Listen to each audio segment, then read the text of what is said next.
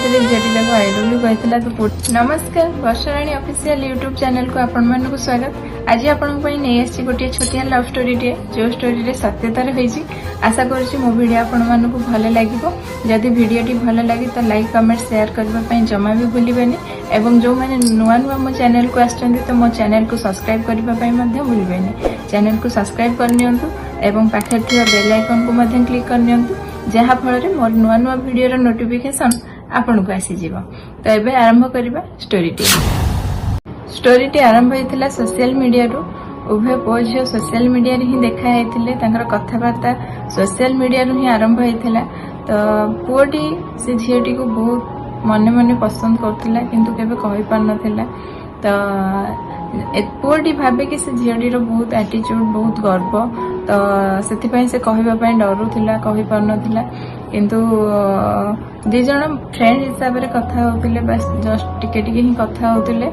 जते बेले पुओटी से झियोटी को कहे कि तुम नंबर दियो आमे कथा हवा तो झियोटी मना कर देथिला कि नाही मो नंबर देई परिबिनी किंतु पुओटी तापटू ता नंबर देथिला जे एटा मो नंबर जेबे मते ठीक भाबिबो कथा हवा पई इच्छा करिवो तो मो नंबर रे कॉल करि परिबो। तो झियोटी कॉल कबे करि नथिला जहाँ भी कथा हुआ मेसेज रे ही कथा हुआ दिने एमती ता नंबर किंतु से झीटी सेव कर रखिदेला।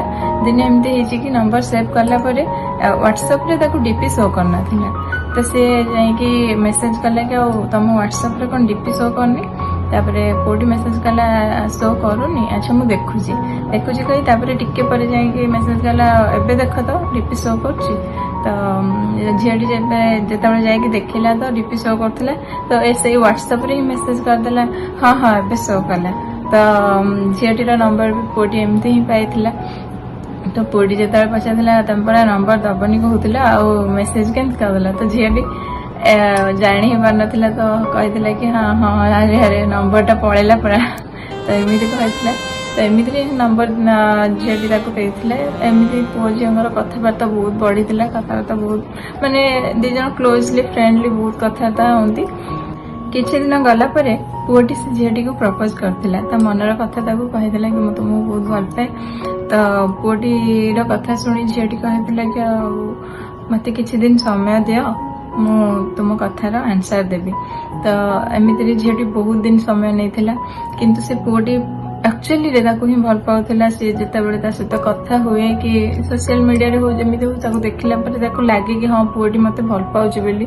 तो झीटी एमिति रे बहुत टाइम नैथिला। तो आगो को पुओटी रो बर्थडे थिला पुओटी भाबिथिला बोधे समय मागी चंती तो मते बोधे मो बर्थडे रे सरप्राइज मिल जो एमिति ही पुओटी मने मने भाबिथिला।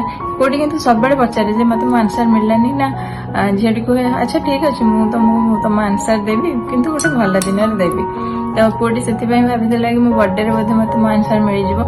तो एमिति से पुओटी रो बर्थडे आसी पहुंचला तो से झीटी ताको विश कला कथाबार्ता हैला बहुत कथा हैला एते कथा रे भी पुओटी जहा शुणवा पई चाहूला किंतु झीटी से कथा कहू नथिला।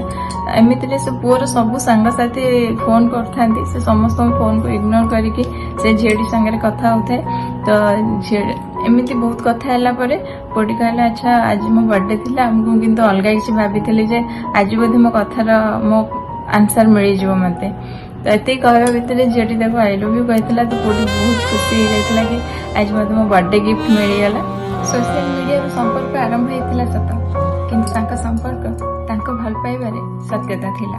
सेथि पई तो दी जण एबे एक ही जाइछन्ती आ मैरिज करी खुशी रे रही छन्ती।